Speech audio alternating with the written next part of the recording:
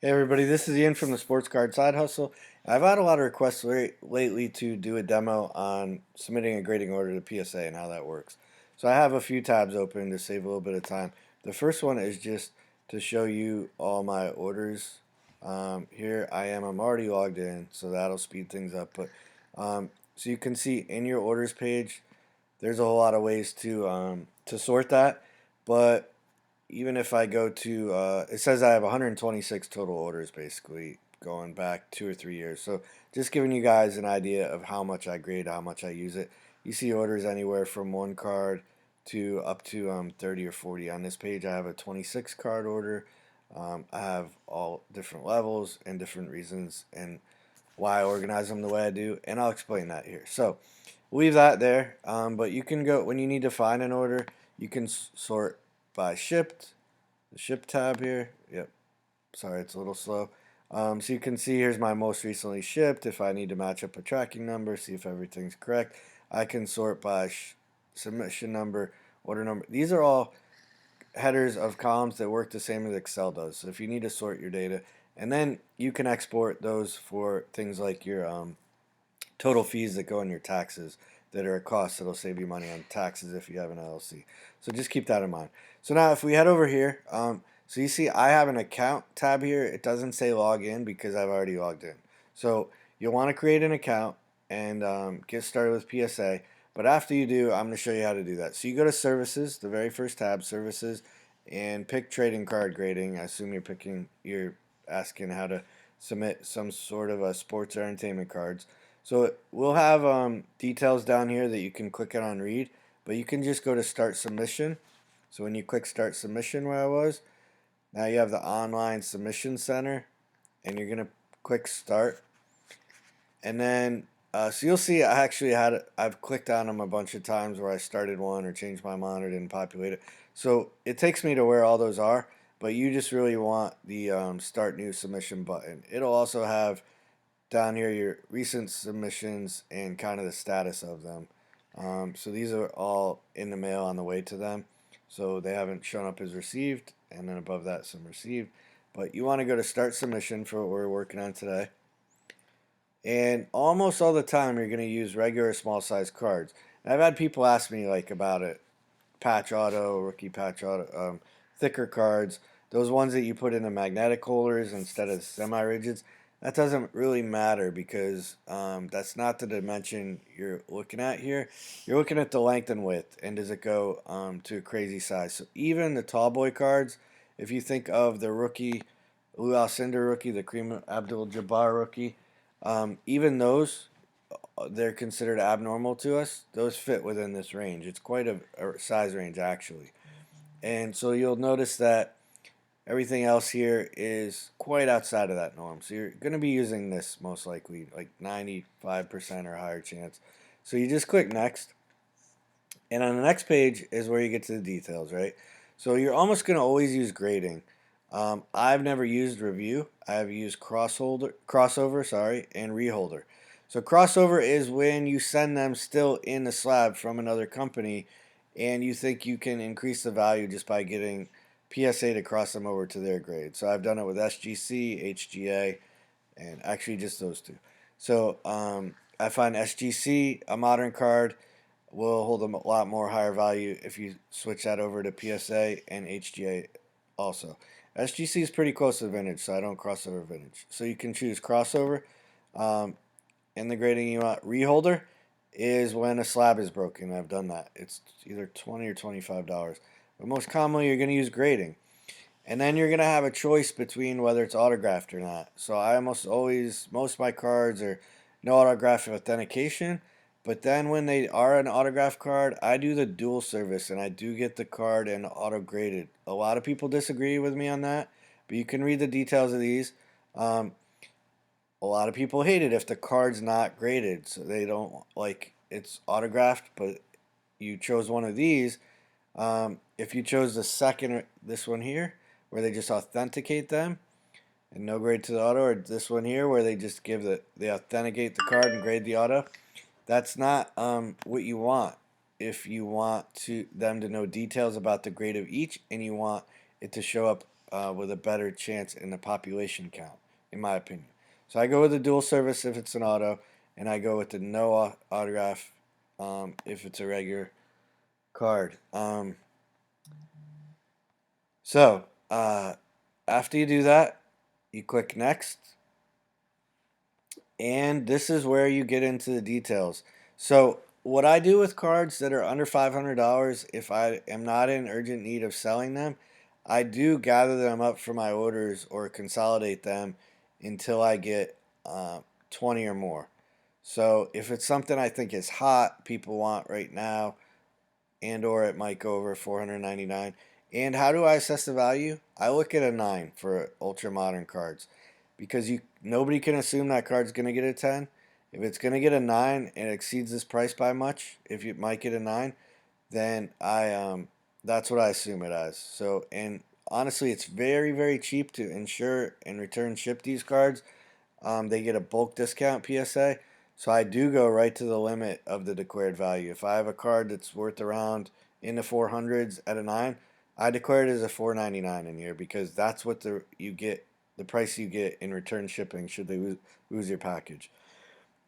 So if I declare it as 499 when I fill it out, my package is lost, I get paid 499 for that card. That's what I paid for.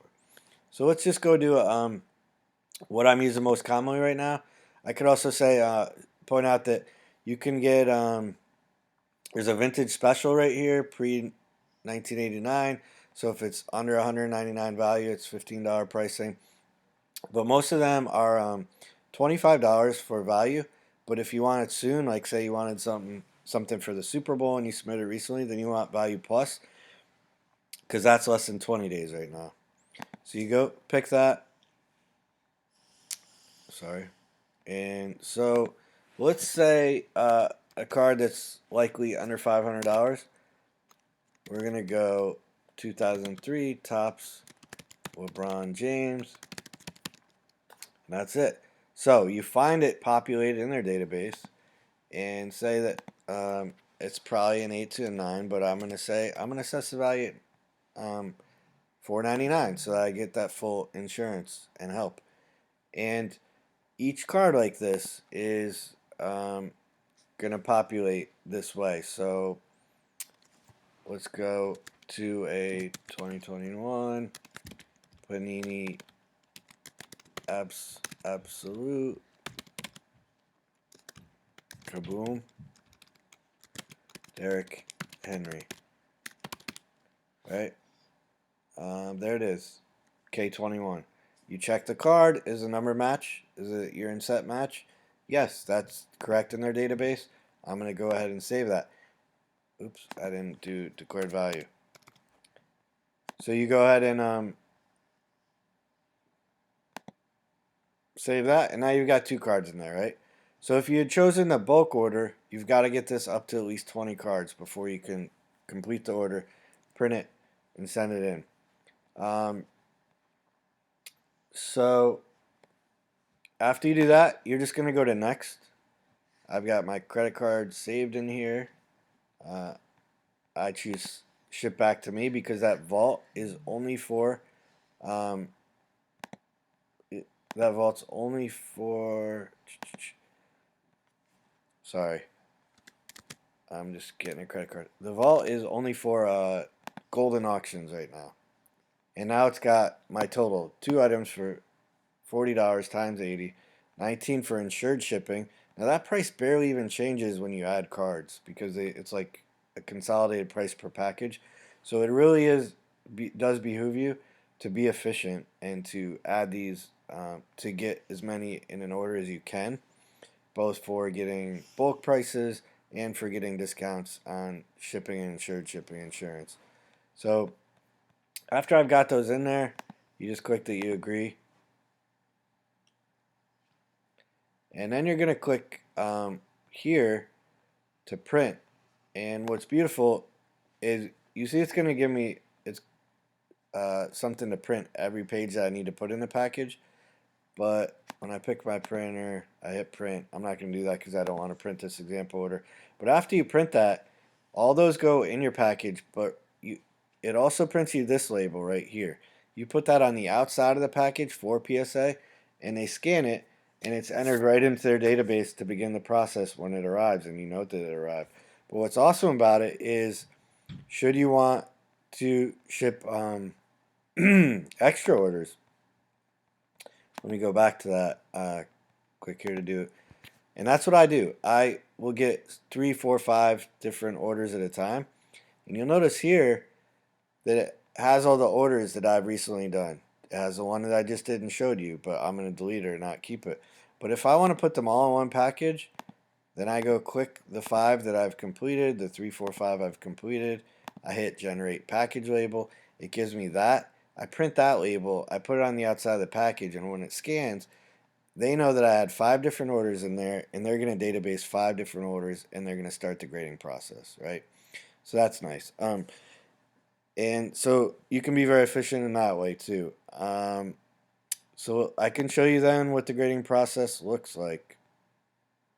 When an order is done, here's an order done. You can see the 8 steps there were. When they scan it, it'll enter in here and it'll say it arrived. Then they'll do the order prep. It quickly gets to the research ID, and then when that's done, it'll grade. You can see it's grading. Then it'll let you know when it's going through assembly, the quality check 1, the quality check 2. And then when it hits here, that's the first time they ever charge your card. So that's kind of nice that if you have some cards that are going to be like a 60-day process because you chose regular value, that you don't have to pay for those for till they get done with them. And then when they're done, the grades are all going to be shown here. What's nice about it is, let's pick a nice one to see. Here's a 10 I got. But as soon as they're done with the order, they scan and upload these for you. So let's pick one that's kind of good timing. This order just finished for me.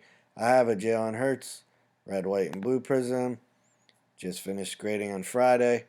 And they scanned it in order, and it's a PSA 10. It gives you all this information about the card. You can show this in any sales you want. It shows you the population count, the population higher. So 340 of these have ever been graded a 10. Obviously none higher. But you can find other cards where, so all my orders are still down here, where population is going to mean quite a bit, right? So that was a 10, right? But I had 340 graded a 10. But if I go to this order where I have, might be the wrong order actually. I had an order where a good example recently is a Patrick Mahomes.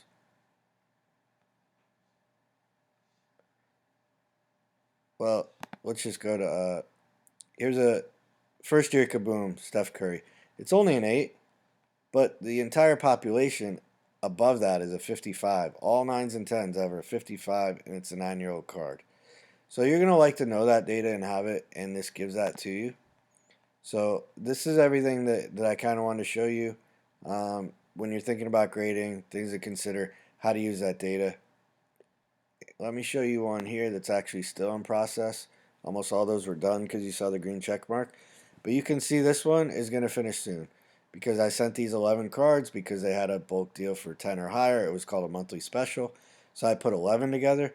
It's gone through the arrive, the order prep, the research ID, the grading, the assembly, quality assurance check 1, and now it's on quality assurance check 2. Right, so that's nice. These are all the cards that when they did the research, they already gave them certification numbers, and now these are going to show up with grades the way that I showed you those others were. Okay, so this is the process and what grading looks like when you submit a grading order. I can also make other videos to show you the other stuff I do to prep the cards, to just clean them without any chemicals, just with a microfiber cloth for prep, how I put them in the package to make sure they don't get damaged, and how PSA likes them. But this is the process you do online and the forms that you print to get there. And I don't think you'll be disappointed if you use PSA. There's a lot of debate in the industry, but I do love PSA. It's my favorite. So thanks for listening. Once again, Ian with the Sports Card Side Hustle. We also have Best Damn Sports Card Group on Facebook and Variety Trading Cards on eBay. So take a look at us, like and subscribe. Let us know if you have any questions. Thank you.